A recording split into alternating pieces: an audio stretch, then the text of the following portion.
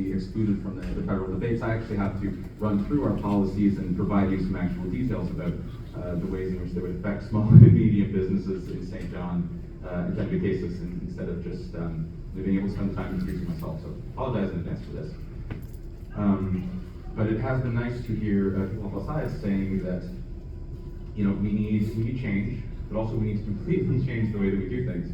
And that is going to be, I think, apparent from the topic of our speakers. So, yeah, thank you for inviting me to speak here today.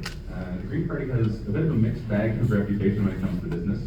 And I'm going to clear it right out of the way, that I consider myself a degrowth socialist, so I'm not going to stand here and take this opportunity to deliver a sermon on how the blind, unrestrained pursuit of profit has led us to the brink of social and ecological collapse, because I know who I'm talking to, and I don't want to be asked to give the microphone back. I also know that small and medium-sized businesses have a role to play in the transformation away from fossil fuel capitalism towards a circular, sustainable economy, and St. John needs to play a big part in that. So what I'm going to do is just go over a few points from the Green Platform and my own particular priorities, where our priorities do align with those of the people here. So let's start with energy. It's hard to imagine a paradigm that favors large businesses more than the fossil fuel industry. Regardless of who has represented us in Parliament, St. John has been held hostage for decades by corporate interests who enjoy massive tax advantages and move their wealth out of the country as soon as they're able to.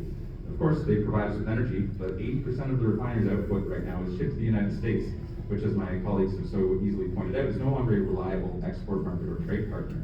Why are we not, instead of investing in another pipeline, investing in renewable energy generated in New Brunswick, for New Brunswick, that we can use to provide cleaner, cheaper energy that can really only be a good thing for businesses and entrepreneurs in St. John? Greens are also committed to investing heavily in retrofits to increase energy efficiency, making St. John a more affordable place to do business.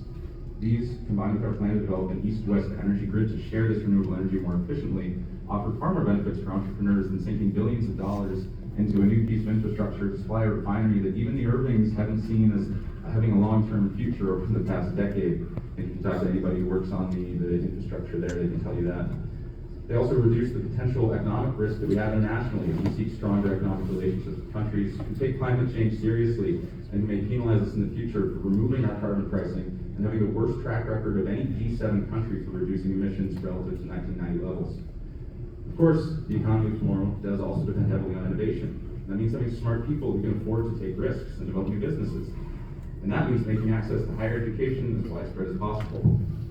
As Fraser mentioned, I have a master's degree in physics. I can tell you from firsthand experience how important post-secondary education is for developing technologies of the future, and how many people are unable to pursue it due to financial barriers. We can't just forgive loans for people who can afford to take them out in the first place. We need free post-secondary education.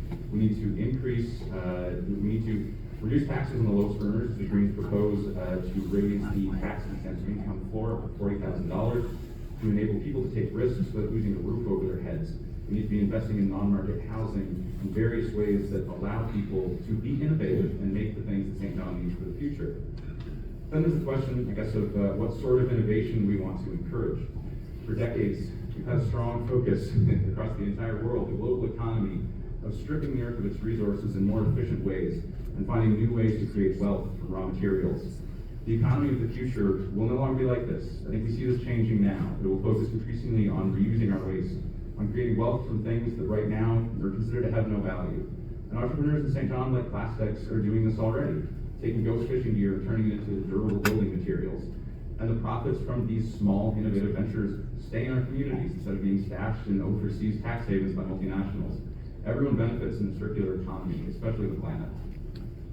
There is one sort of innovation I would like to particularly mention that we should be skeptical of. I'm not going to give it too much time. But given the current geopolitical climate, I can't not talk about small modular reactors, which are a big part of the other party platforms. Canada has no facilities to create the enriched uranium that they need to run. We do have uranium mining. We can supply Canada reactors. But should we really be investing in technology that is experimental at this point, has not been demonstrated at scale, and makes us more dependent on the US, or perhaps the world's other largest producer of enriched uranium, Russia? This new concern brings me to my final point. Small and medium-sized businesses are some of the most threatened, as we've heard already many times, by economic disturbance to the south. The major parties all promise some sort of attempt to renormalize trade with America. I'd like to say instead, why bother? America may be good for business, but it has waged war relentlessly across the world for the last 30 years, and is currently the sole financier, or the primary financier of a genocide in Palestine, one that our own government is also complicit in. As we seek new trade relationships to benefit our small and medium-sized businesses, we are seeking a moral leader as well as an environmental and economic one. We have an opportunity to create a Canada, the St. John, that our children will be proud of in the future. Considering ideas outside the business mainstream gives an opportunity for this, and I think everyone will do well to consider what I have to say here. Thank you.